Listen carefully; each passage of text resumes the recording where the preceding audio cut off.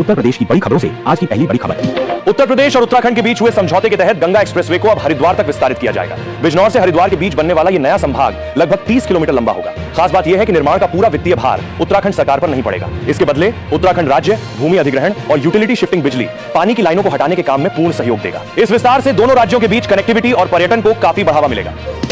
मुख्यमंत्री योगी आदित्यनाथ ने मेरठ पहुंचकर कांवड़ियों पर पुष्प वर्षा की और श्रद्धालुओं का स्वागत किया। इस दौरान उन्होंने कांवड़ यात्रा की व्यवस्थाओं का जायजा लिया। मुख्यमंत्री ने गाजियाबाद और बागपत के कांवड़ यात्रा मार्ग का हवाई सर्वेक्षण भी किया। उन्होंने अधिकारियों से यात्रा मार्ग पर सुरक्षा, साफ सफाई, यातायात और श्रद्धालुओं की सुविधाओं को लेकर जानकारी ली। कांवड़ियों की सुरक्षा और सुचारू यात्रा के लिए प्रशासन की तैयारियों पर भी विशेष नजर रखी जा रही है।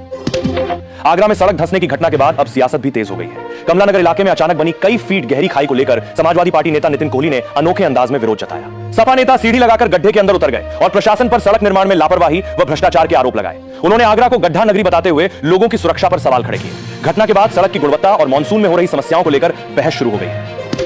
संभल के रहटोल गांव में बिजनौर से ट्रायल के लिए छोड़े गए पानी के तेज दबाव के कारण मध्य गंगा नहर टूट गई। नहर कटने से आसपास के किसानों की लगभग 80 से 90 बीघा धान और गन्ने की फसल पूरी तरह जलमग्न हो गई, जिससे भारी नुकसान की आशंका है। घटना की सूचना मिलते ही स्थानीय प्रशासन और ग्रामीणों ने राहत कार्य शुरू किया।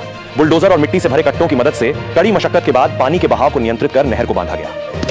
रायबरेली के बछरावा में 104 वर्ग किलोमीटर क्षेत्र में उत्तर प्रदेश का एक विशाल एकीकृत औद्योगिक क्षेत्र विकसित करने की योजना बनाई गई है। लगभग 26,000 करोड़ रुपए की अनुमानित लागत वाली इस परियोजना से 2.5 लाख से अधिक लोगों को प्रत्यक्ष रोजगार मिलने की उम्मीद है। इस औद्योगिक क्षेत्र में ऑटोमोबाइल, रक्षा, रेलवे, खाद्य प्रसंस्करण और लॉजिस्टिक्स सहित कई महत्वपूर्ण उद्योग स्थापित किए जाएंगे। ये पहल राज्य के औद्योगिक विकास और स्थानीय अर्थव्यवस्था को नई गति देने में बेहद मददगार साबित होगी।